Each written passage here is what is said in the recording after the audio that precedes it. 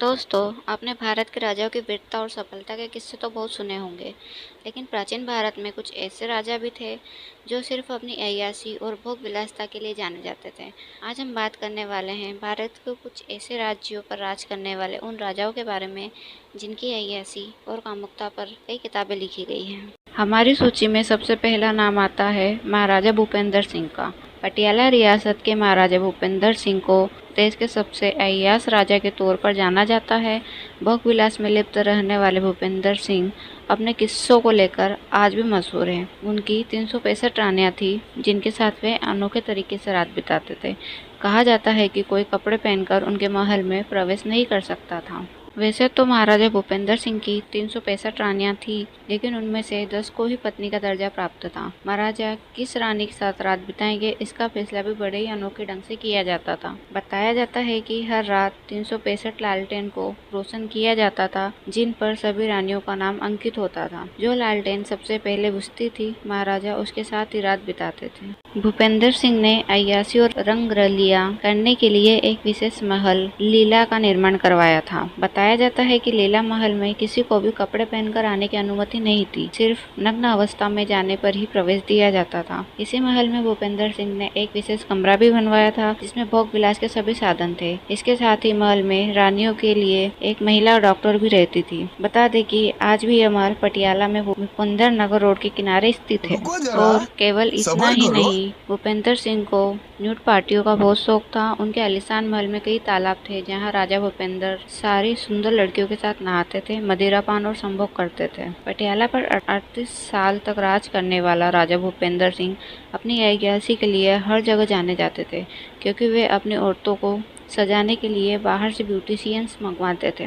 दूसरे नंबर पर है शाहजहां। अपने प्यार और आशिकी के लिए ताजमहल बनवाने वाले शाहजहां के बारे में तो आपने बहुत सुना होगा, लेकिन ये सच है कि शाहजहां आशिक कम और अय्याश ज्यादा था। मुमताज की याद में ताजमहल बनवाने वाले शाहजहां ने मुमताज से 14 बच्चे पैदा किए थे।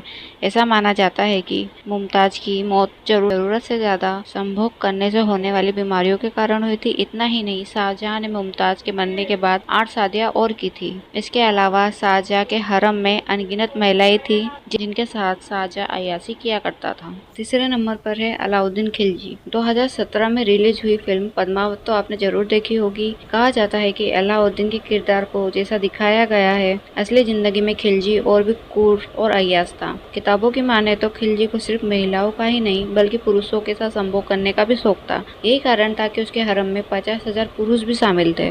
चौथे नंबर पर है भरतपुर के महाराजा किशन सिंह। दीवान जरमनदास की किताब महाराज में भरतपुर के महाराजा किशन सिंह की अय्याशियों के बारे में भी काफी वर्णन किया गया है। बताया जाता है कि महाराज किशन सिंह की 40 रानियां थी। उनके अजीबोगरीब शौक के लिए किशन सिंह हर जगह पहचाने जाते थे। किताब के अनुसार राजा को तैराने का बहुत शौक था।